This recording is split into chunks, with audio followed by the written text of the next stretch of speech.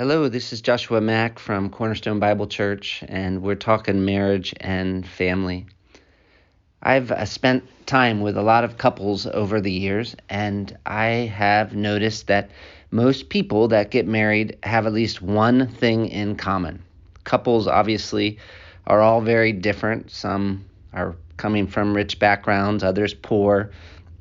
Some are educated, others uneducated. Some are louder, others are quieter. Some are active, some are inactive. There are so many differences in relationships, but one thing that most couples have in common is that when they got married, they really wanted to have a good marriage. It is rare. I've never met someone who says that on their wedding day they were thinking, I hope this relationship gets so bad that we start thinking about divorce.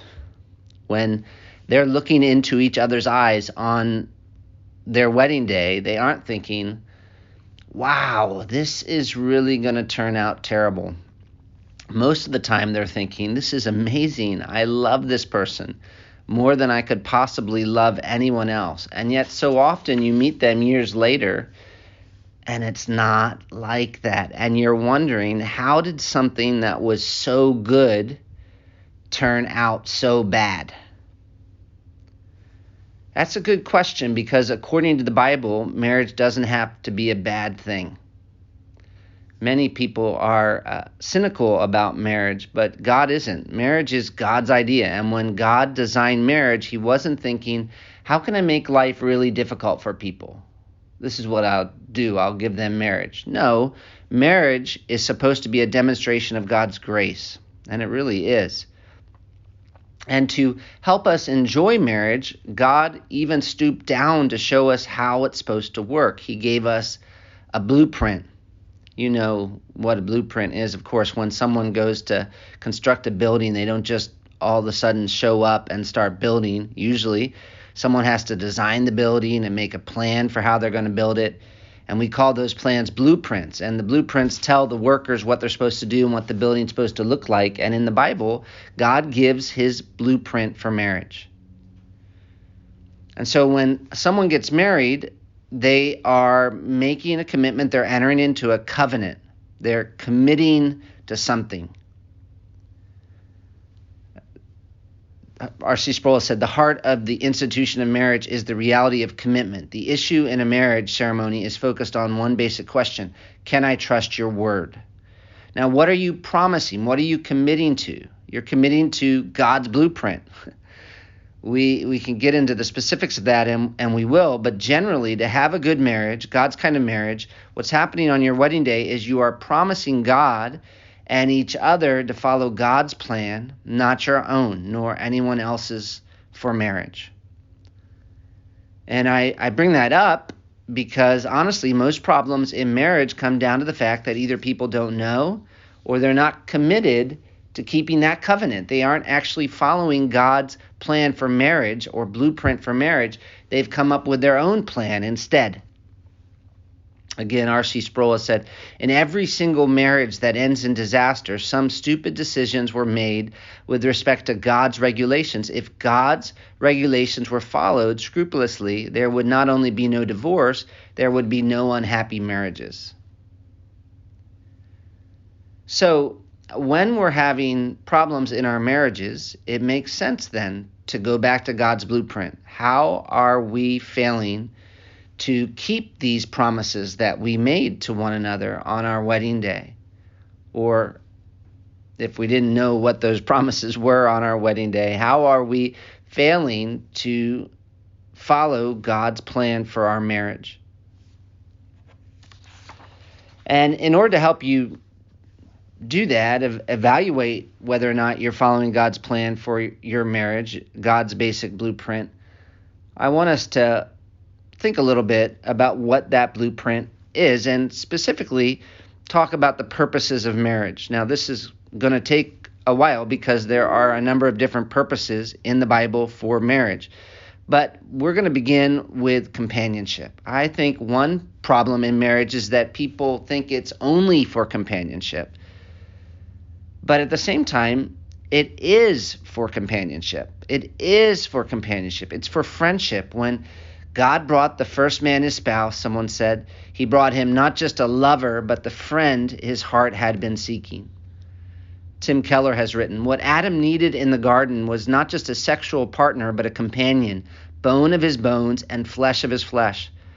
Sometimes young people think of a prospective spouse as primarily a lover or a provider. And if he or she can be a friend on top of all that, well, isn't that nice? But they should be going at it the other way around. Look first for friendship.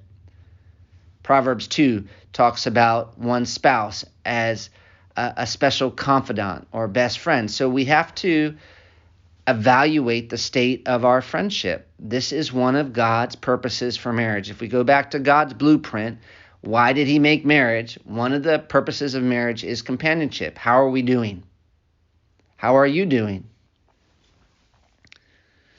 Now, that's a hard thing for many people to evaluate because they've never really had good biblical friends, and so they don't even know really where to begin. What does it mean to be a biblical friend? So you're going to have to think through, what does friendship involve?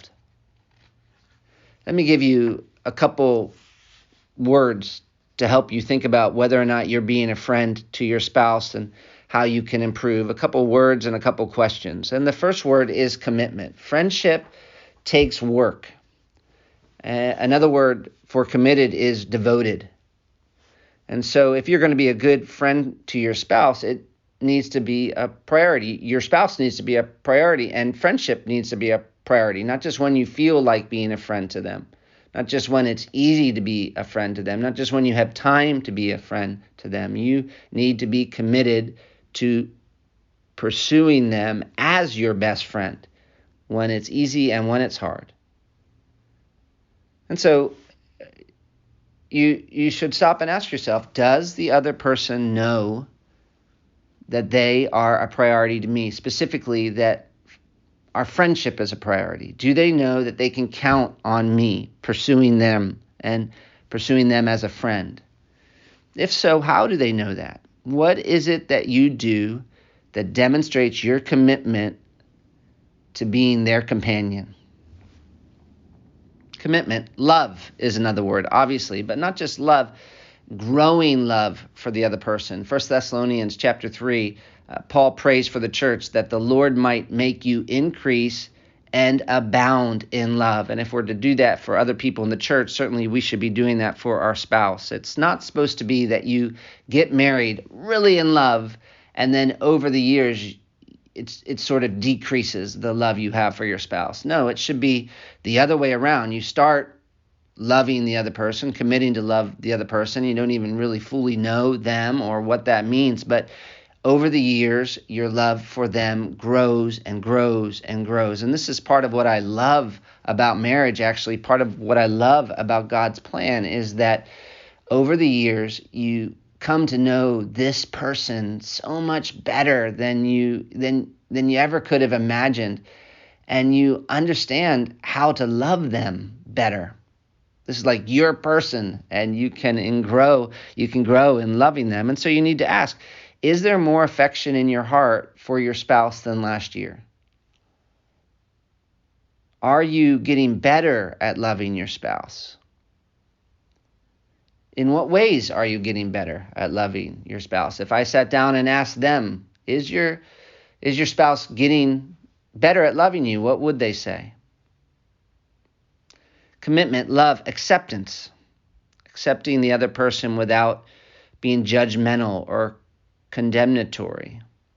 Romans 15 talks about welcoming one another as God has welcomed you. And obviously we're not talking about ignoring sin, but the other person should feel safe with you.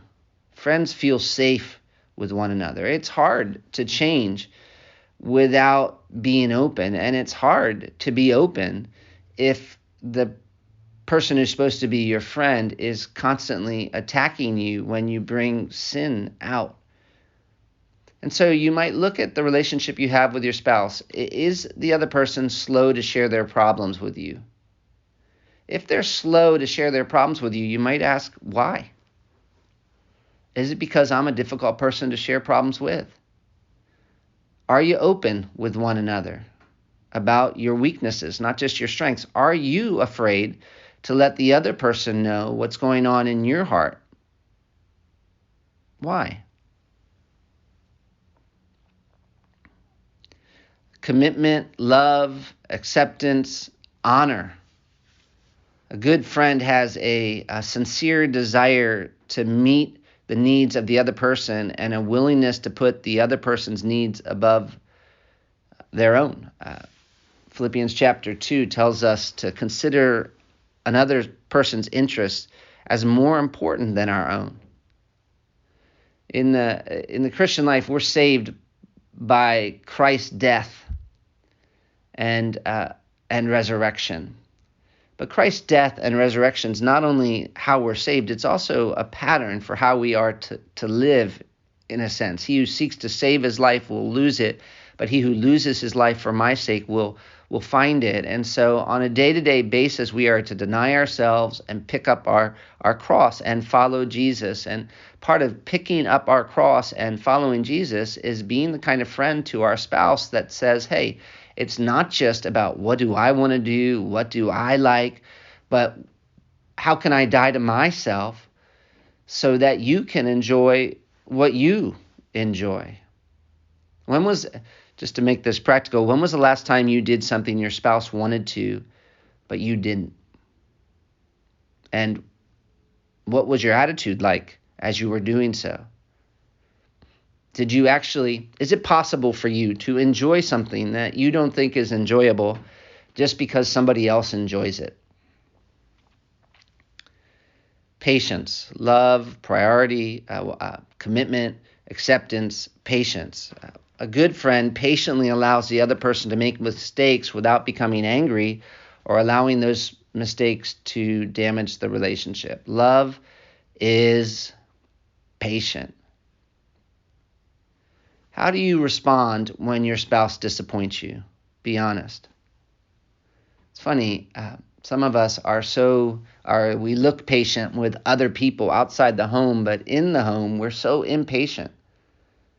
And this reveals who we think we are. We think sometimes that we are God and we do everything perfectly. But of course we're not, and we don't. Plus just the selfishness, treating other people so differently than we would want to be treated. We're so soft on ourselves and sometimes so hard on others. When was the last time your spouse disappointed you, and what did you do in response? What kinds of things does your spouse say after they make a mistake? You can tell that it's hard for some people to live with others because when they make a mistake, they have to just it's just like such a huge deal. They're just so worked up about it. And sometimes that's their own fear of man, but sometimes that's because their spouse is just so rigid. Are you rigid or are you patient? A good friend is patient. Freedom's another word. Do you allow the other person to be themselves in your presence without putting so much pressure on them that they feel condemnation and rejection?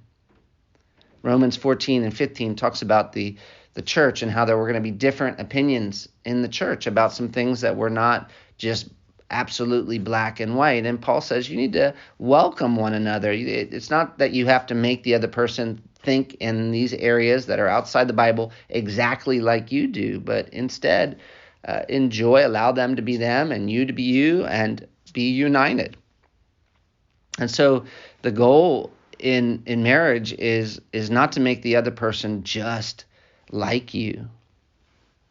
It's kind of a silly example, but when we first got married, I used to throw my clothes on the floor, and or not just like randomly throw my clothes on the floor, but instead I for some reason I wasn't so careful about putting them in the laundry basket, but usually I would make it pretty close to the laundry basket, and yet not quite. And for a while that was a little discouraging to Marta, and yet at one point she just thought, you know what? Josh must not mind the clothes here, but I do. So instead of trying to force Josh to be like me, I'm just going to pick up those clothes and put them in the basket. And yet, of course, now I hear that, and what do I need to do? I need to think, I want to serve Marta by putting my clothes in the basket. It's not that hard. But the point is, she wasn't trying to make me exactly like her, but instead was willing to die to herself for my good, and that encouraged me to be willing to do the same for her. What does your spouse do that you wouldn't do, that maybe even embarrasses you? And what do you do when they do it?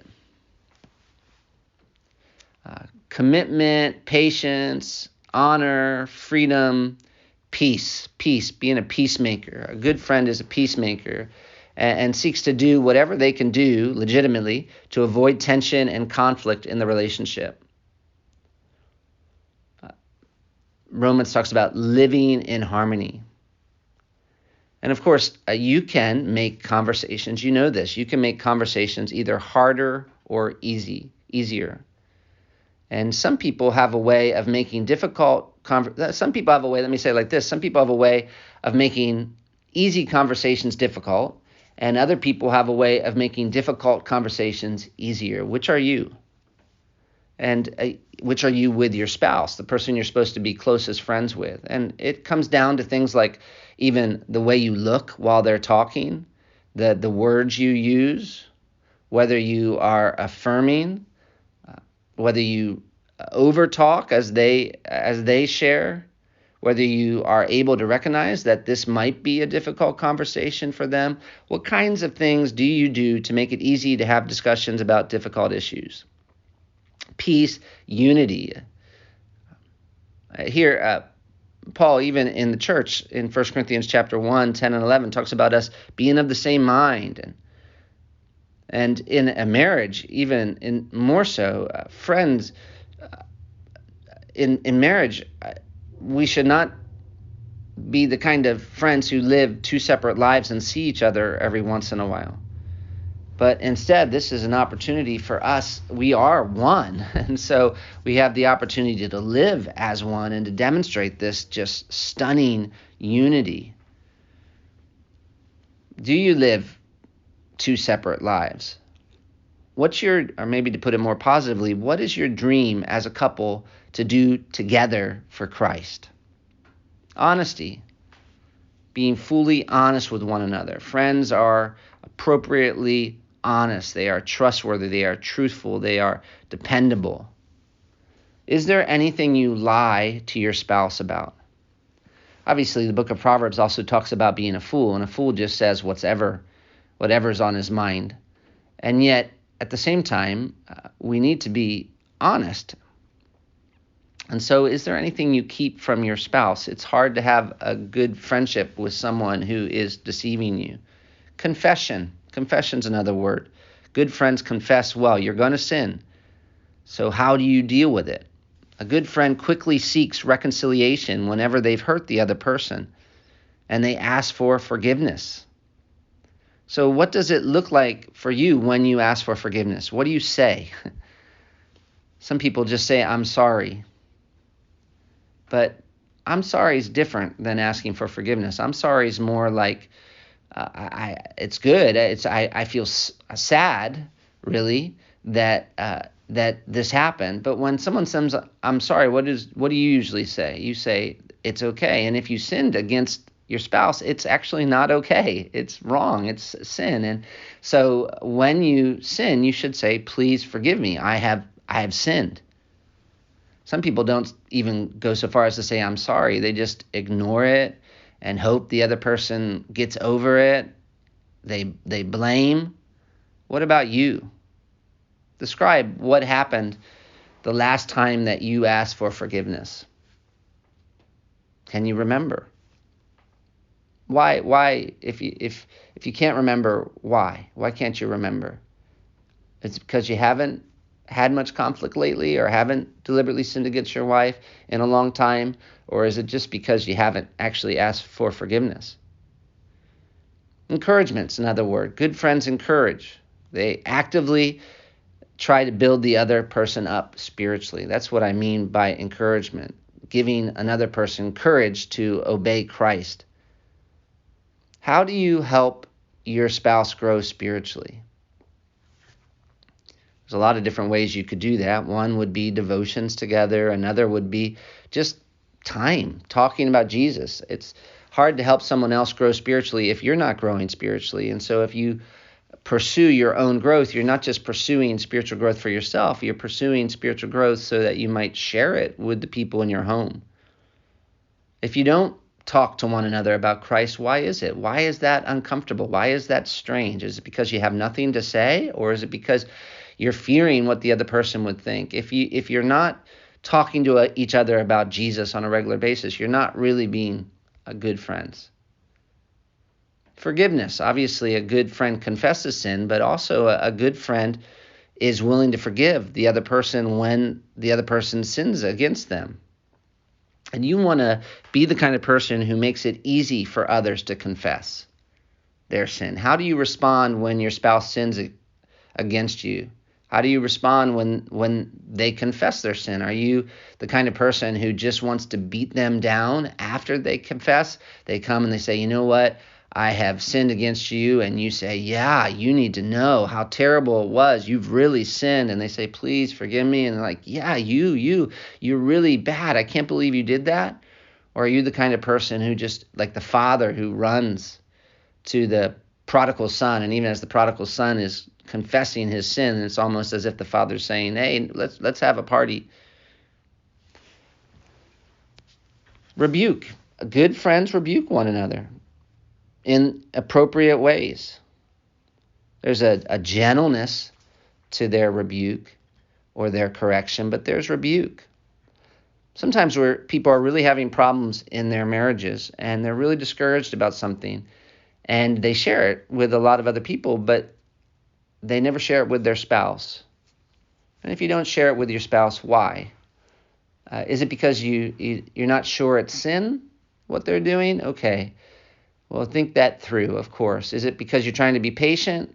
That's good. It's good to be patient. Love overlooks a lot of wrongs. Definitely, it's hard to do, but it's important. We're going to hurt each other, and so we need to be the kind of people who are not easily offended, and it's good to work at that. But at the same time, if there's an issue that is just there in your gut for such a long time and you can't seem to get past it, there comes a point where you definitely need to take some steps and lovingly talk to your spouse about it.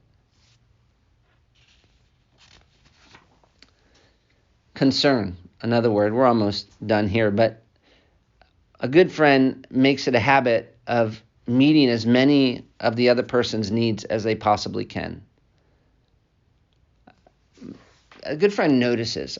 This is something I've tried to learn from Marta over the years. She's a really good friend. She notices, and she even knows things about me that I don't know. I remember her one time asking me if I was worried, and I said, yeah, I am worried. How'd you know that I was worried? And apparently there's something I do with my hand. I put my hand on the top of my head a certain way, and she had noticed that, and I had just done that.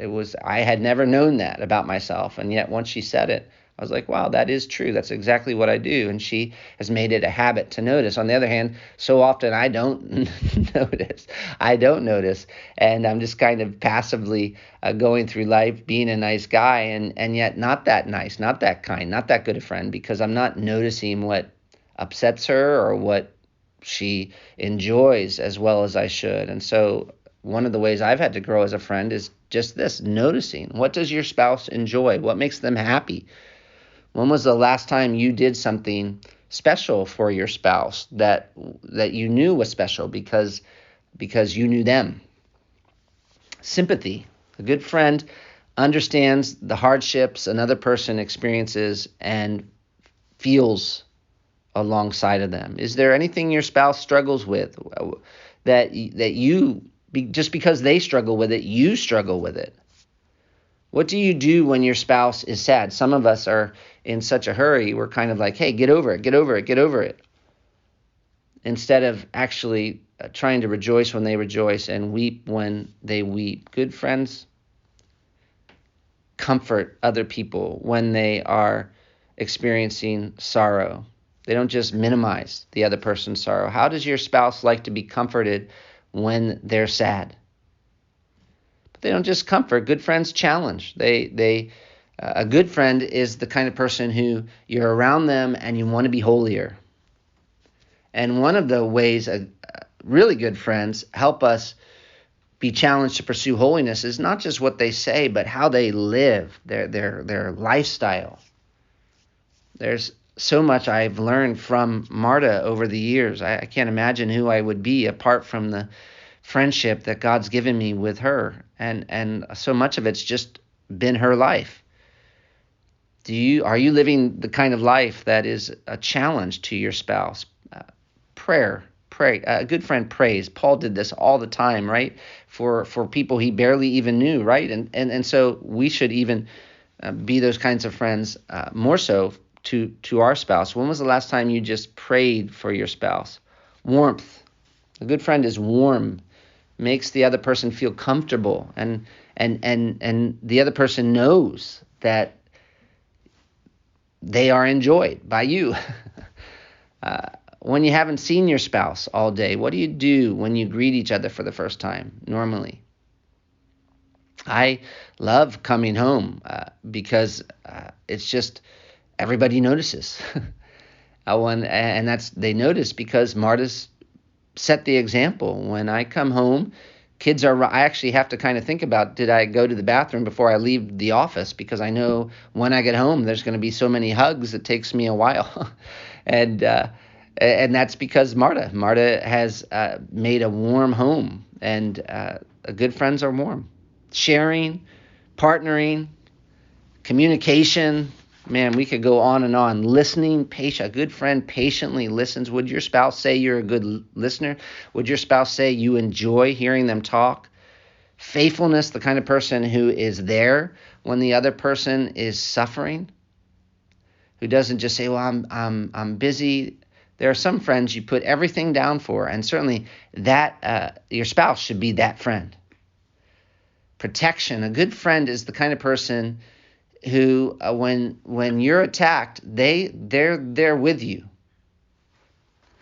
It's not that they don't push you. It's not that they don't rebuke you. It's just that you know without a doubt that they are for you. Do you criticize your spouse in front of others? That's a good question to ask. Certainly you should rebuke them privately, but are you tearing them down in front of other people? What do you feel when others say bad things about your spouse? What do you do? Restraint. A good friend is willing to give up things that might cause the other person to stumble. Is there anything you do that your spouse thinks is sin and you're continuing to do it without working at changing? And then time. It's really difficult to have a great friendship without time. Of course, there are people that you haven't seen in a long time, but you're so close because of the time you've spent in the past that you just pick up where you left off. But normally, your best friendships that right now are going to be the kinds of friendships that you're putting time into, and certainly that goes for your spouse. Are you often together? What kinds of things do you do together? What kinds of things do you do separately? Is there anything that keeps you from having alone time together? Wow, there's a lot to being a good friend. It's a privilege that God gives us this opportunity to have this kind of friend and to be this kind of friend, but there is a lot to it. And, to put an exclamation point on all this, what we're talking about when we talk about friendship between a husband and wife, of course, is oneness. This is no ordinary friendship. Remember how back in Genesis, it talks about the couple being one flesh. And that's a picture of how deep this friendship between a husband and wife should go. We're talking about a relationship in which the husband and wife share their lives completely as long as they both shall live. It's the type of relationship, one person has written, that is shared with no one else other than one's mate. It's a partnership in every area of life for as long as both partners live. In other words, there's absolutely nothing which one spouse can say to the other, "This is none of your business." The wife has complete, unfettered access to every area of her husband's life, and he has the same with hers. They are friends. They are companions. They are one, which sounds awesome and is awesome, but it's not what many people are experiencing at all. They're not experiencing oneness. They're not really even friends. And so we're going to need to think, what keeps couples from having this kind of friendship? But we'll talk about this next time. These podcasts actually are supposed to be short, and this one didn't end up very short at all. But that's because friendship, it seems like friendship between a husband and wife should be obvious, should be something that people desire. But unfortunately, when you look at the problems people are having in marriages and you compare their marriage to God's blueprint, you find that they are not fulfilling this purpose that God had in mind when he designed marriage. And sometimes they're not even pursuing it. How about you? How about you? Will you ask God that he would fill you up with his love so that you can show that love to your spouse by pursuing being the absolute best friend you can to them? Imagine, if you want to make one goal for your life, there's lots of things you should pursue, but one great goal for your life is, how can I be the best biblical kind of friend I can be to the person God has chosen for me?